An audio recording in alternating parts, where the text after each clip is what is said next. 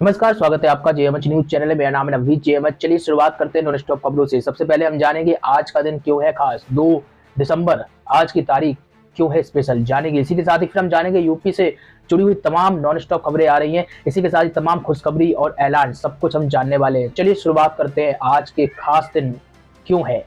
Hindi cinema के जाने माने अभिनेता बोमन ईरानी का आज जो है आपको बता दें जन्मदिन है। एक तरफ से आपको बता दें कई पिक्चरों में उन्होंने रोल निभाया। मुन्ना भाई एमबीबीएस फिल्म में डॉक्टर आस्थाना का रोल भी उन्होंने निभाया। इसी के साथ ही बोमन ईरानी का जन्म 2 दिसंबर 1959 को हुआ था, तो आज इनका बर्थडे मनाया जा रहा है। इसी के साथ ही जो है विश्वनाथ प्रताप सिंह 1989 में देश के 7वें प्रधानमंत्री बने थे। खैर अब बात करते हैं यूपी से अपडेट जो निकल कर आ रही है। मैनपुरी लोकसभा उपचुनाव के मद्देनजर सीएम योगी आदित्यनाथ आज दूसरी बार मैनपुरी लोकसभा क्षेत्र में जनसभा को संबोधित करेंगे।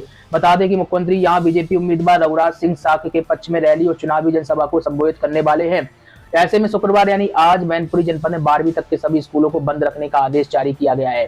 खैर अब आपको बता दें आगे दरअसल मुलायम सिंह यादव के निधन के बाद मैनपुरी लोकसभा सीट पर उपचुनाव हो रहा है। मुलायम सिंह की विरासत को बचाने के लिए जहां समाजवादी पार्टी ने डिंपल यादव को मैदान में उतारा है, तो वहीं मैनपुरी सीट पर हर बार मोह की खाती रही भाजपा अब हर हाल में इसे जीतना चाहती है और इसी के चलते दोनों ही पार्टियों के दिग्गज नेता मैनपुरी में डेरा जमाए हुए हैं और आज जो है सीएम संबोधित भी करेंगे। अब बात कर लेते हैं मुख्यमंत्री योगी आदित्यनाथ 2023 तक सभी विभागों में रिक्त पड़े यानी कि खाली पड़े पदों का ब्यौरा मांग रही है। साथ ही निर्देश दिए गए हैं कि जल्दी इन रिक्त पदों पर भर्ती की प्रक्रिया पूरी की जाए। युवाओं के लिए बड़ी अच्छी खबर है, जिसके बाद अलग अलग विभागों की तरफ से आपको बता दें खाली पड़े पदों का ब्यौरा शासन को भेजा जा रहा है, जिस पर सरकार भर्तियों को मंजूरी दे रही है। आने वाले दिनों में अन्य विभागों में भर्तियों की प्रक्रिया शुरू होने वाली है। अब बात कर लेते हैं यूपी से अगली खबर आ रही है। सीएम योगी आदित्यनाथ गुजरात चुनाव में ताबड़तोड़ चुनावी जनसभाएं कर रहे हैं।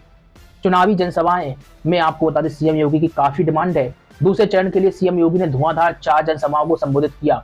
बीजेपी प्रत्याशी बुलडोजर बाबा की रैलियों और रोड शो की काफी जो है जोर शोर से मांग कर रहे हैं। पिछले 5 दिनों में 15 रैली, गुरुवार को जोड़कर कुल 19 रैली और 3 रोड शो किए गए हैं। गुरुवार को योगी आदित्यनाथ बायड, धनेरा, धांधुका और बघोड़िया विधानसभा क्षेत्र गुजरात राज्य में है, यहाँ पर रैली की। कांग्रेस की नाकामी और आम आदमी पार्टी के दोहरे चरित्र पर जो है प्रहार करते हुए योगी ने केंद्र और प्रदेश सरकार के कार्यों का भी जिक्र किया। आपको बता दें बनासकांठा की धानेरा सीट से बीजेपी उम्मीदवार भगवान भाई चौधरी के लिए जो है यूपी के सीएम ने वोट मांगा। बोले कि अन्नदाता किसानों के गुजरात के दूसरे नंबर के सबसे बड़े जनपद को परिश्रम व पुरुषार्थ से एशिया की सबसे बड़ी बनास डेयरी जो है दी है। विपरीत परिस्थितियों में भी जो है परिवर्तन कैसे लाया जा सकता है, गुजरात की धरती ने यह भी बताया है। बनासकांठा इसका जीता जागता उदाहरण है। 50 साल पहले बनी यह डेयरी एशिया की सबसे बड़ी डेयरी के रूप में नाम बढ़ाती हुई लाखों किसानों के जीवन में बदलाव ला रही है।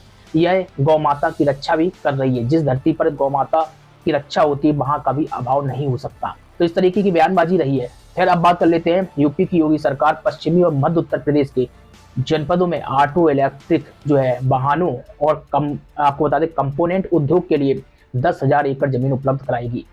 खबर आ रही है कि प्रदेश सरकार पश्चिम के जो है जनपदों में गौतम बुद्ध नगर जैसे कि गाजियाबाद हो गया, लखनऊ हो गया, हापुड़, कानपुर नगर, मेरठ में ऑटो क्षेत्र की बड़ी इकाइयां, जबकि मध्य क्षेत्र जैसे कि आगरा, शाहजहांपुर, अलीगढ़, प्रयागराज, सहारनपुर और इटावा में कंपोनेंट निर्माण की छोटी और मंझोली इकाइयों की स्थापना को प्रोत्साहित करेगी। बता दें कि यूपी सरकार के औद्योगिक विकास विभाग के अधिकारियों का कहना है कि यहां बनने वाले इलेक्ट्रिक वाहन और उनके कल पुर्जे यूनाइटेड किंगडम यानी कि यूके, यूएसए, ऑस्ट्रेलिया और दक्षिण एशियाई देशों में निर्यात किए जाएंगे। और इसी के साथ ही आपको बता दें मुख्यमंत्री योगी ने प्रदेश को $1 ट्रिलियन की अर्थव्यवस्था बनाने के लिए पश्चिमी और मध्य यूपी को ऑटो इलेक्ट्रिक व्हीकल इंडस्ट्री के साथ ही इससे जुड़े जो है कंपोनेंट्स की इंडस्ट्री का जो है हब बनाने का फैसला किया है। कुल मिलाकर अर्थव्यवस्था को बढ़ाया जाए, इसको लेकर जो है तैयारियां हो रही है। अब बात कर लेते हैं यूपी में निकाय चुनाव की तैयारियां जोरों पर चल रही हैं। गुरुवार की देर शाम पार्षद पद पर आरक्षण की लिस्ट जारी कर दी गई। राज्य के 48 जो है जनपदों के बाढ़ की रिजर्वेशन लिस्ट को जारी कर दिया गया है। मेयर और चेयरमैन पद के लिए आरक्षण सूची भी जल्द जारी कर दी जाएगी। हालांकि निकाय चुनाव की तारीखों का ऐलान अभी नहीं हुआ है। संभावना ये जताई जा रही है कि विधानसभा सत्र शुरू होने के बाद चुनाव की तारीखें भी जारी कर दी जाएगी। राज्य में निकाय चुनाव के लिए पार्षद पर आरक्षण की 48 जिलों की जो है सूची जारी कर दी गई है। 48 जिले कौन कौन से हैं वो आपको बता देते हैं। अमेठी, अमरोहा, अलीगढ़, अयोध्या, एटा उन्नाव कानपुर देहात, औरैया कुशीनगर कासगंज, गाजियाबाद कौसंबी गोंडा गाजीपुर, चंदौली चित्रकूट गौतम बुद्ध नगर जौनपुर, जालौन पीलीभीत देवरिया फिरोजाबाद प्रतापगढ़, बदायूं बलरामपुर बरेली बस्ती बांदा बहराइच, बागपत बाराबंकी महाराजगंज भदोई, महोबा लखनऊ लखीमपुर खीरी रायबरेली, वाराणसी संभल सिद्धार्थनगर हमीरपुर, श्रावस्ती संत कबीर नगर सोनभद्र, सुल्तानपुर हापुड़ और हाथरस, इन जनपदों की जो है लिस्ट को जारी कर दिया गया है। अब इससे जो है प्रत्याशियों के मन में जो संशय बना था वो दूर हो गया है, क्योंकि पहले पता करना मुश्किल था कि आरक्षण किस तरीके का निकला हुआ है। तो अब आरक्षण की लिस्ट को जारी कर दिया गया है। इससे पता चल गया है इन जनपदों में कि कौन जगह कौन सा प्रत्याशी को आरक्षण दिया मिलेगा। एक और अपडेट निकल कर आ रही है इसके बारे में।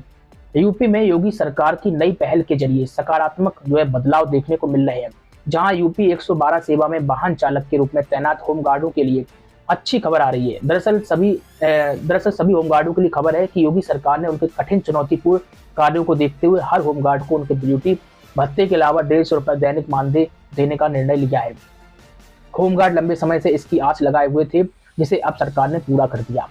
खैर, अब जान लेते हैं यूपी में गड्ढा मुक्त अभियान के बाद आपको बता दें 1 महीना पूरा हो चुका है, लेकिन अभी तक जो है पूरी तरीके से सभी जगह गड्ढा मुक्त तो नहीं हुए, लेकिन सरकारी आंकड़ों में हो चुके हैं। सरकार की ओर से दावा किया जा रहा है कि यूपी में गड्ढा मुक्त अभियान के शुरुआती 26 दिन यानी कि 1 से 26 नवंबर तक 97% को गड्ढा मुक्त कर दिया गया है, यानी कि गड्ढों को भरा गया है। हालांकि अभी भी तमाम जगहों से जो है सड़कों पर गड्ढे की तस्वीरें आ रही है।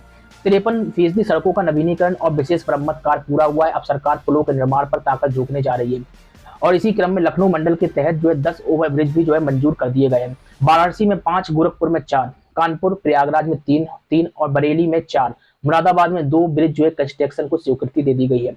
लोक निर्माण विभाग की ओर से जो है पुल निर्माण के लिए जो है बजट भी जल्द स्वीकृत कर दिया जाएगा।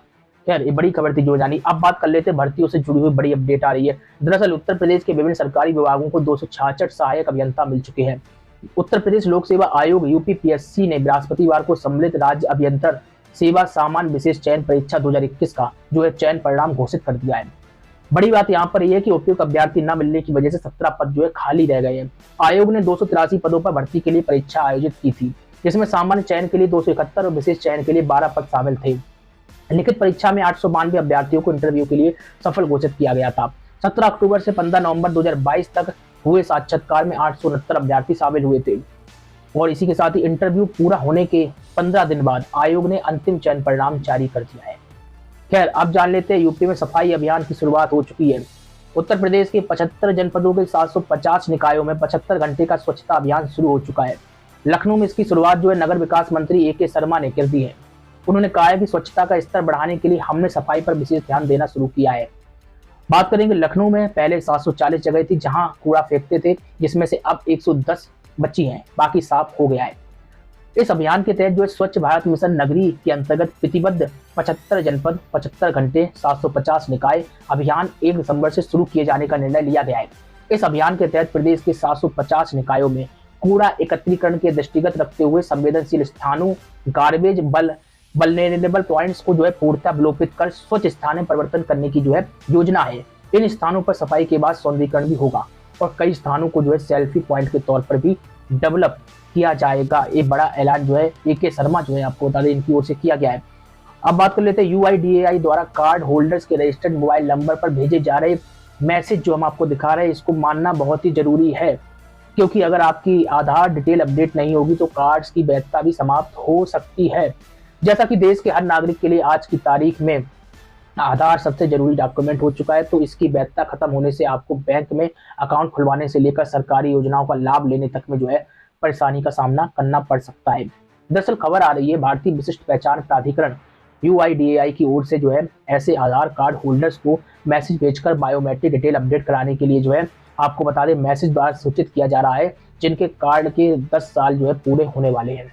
मैसेज में आधार कार्ड की जो है वैधता की अंतिम तिथि का भी जिक्र करते हुए कहा जा रहा है कि कृपया अपने जो है नजदीकी आधार सेंटर में जाकर जो है अपनी बायोमेट्रिक डिटेल को तुरंत जो है अपडेट करा ले। बड़ी बात है और इस खबर को आपको संज्ञान में लेना चाहिए अगर आपके पास ऐसा मैसेज आया तब की स्थिति में। अब बात करते हैं भारतीय रेलवे खानपान और पर्यटन निगम IRCTC के माध्यम से यात्रियों द्वारा अब प्रतिमाह 24 टिकट आरक्षित किए जा सकते हैं, लेकिन इसके लिए उन्हें यह सुनिश्चित करना होगा कि उनका आधार कार्ड IRCTC से लिंक हो। जिन लोगों ने अपनी ID नहीं लिंक कराई है वे महीने में केवल 12 टिकट ही बुक कर सकते हैं। आपको बता दें, इस बदलाव से पहले जिन यात्रियों की आईडी लिंक नहीं थी, वे हर महीने केवल 6 टिकट बुक कर सकते थे। रेल मंत्रालय ने अपने जो है ट्वीट में कहा है कि अकाउंट पर जो है नोटिस पोस्ट किया है, उसमें कहा है कि यात्रियों की सुविधा के लिए अगर यूजर आईडी आधार से जुड़ा हुआ है तो 1 महीने में टिकट बुक करने की सीमा को जो है बढ़ाकर 24 टिकट कर दिया गया है। और बुक किए जाने वाले टिकट में यात्रियों में से जो है एक आधार के माध्यम से सत्यापन योग्य है। तो रेलवे का बड़ा अच्छा ऐलान है, इससे जो है यात्री काफ़ी जो है टिकट बुक कर पाएंगे, ये हम आपको दिखा भी रहे हैं। खैर आज के लिए बस इतना ही। चैनल को सब्सक्राइब करिए, लाइक और शेयर करना मत भूलिए। कोई प्रतिक्रिया तो कमेंट बॉक्स में रखिए। यूपी के किस जनपद से आप जेएमएच न्यूज चैनल को देख रहे हैं, जनपद का नाम जो है कमेंट बॉक्स में रखिए। साथ ही अगर फेसबुक पर इस खबर को देख रहे हैं, इस नॉन स्टॉप को देख रहे हैं, तो फेसबुक पेज को लाइक और फॉलो करना मत भूलिए, ताकि आपको ऐसे ही खबरें जो है मिलती रहे। इसी के साथ ही फेसबुक पर भी देख रहे हैं तो कमेंट बॉक्स में खबरें कैसी लग रही हैं आपको, वो आप प्रतिक्रिया दे सकते हैं। नमस्कार।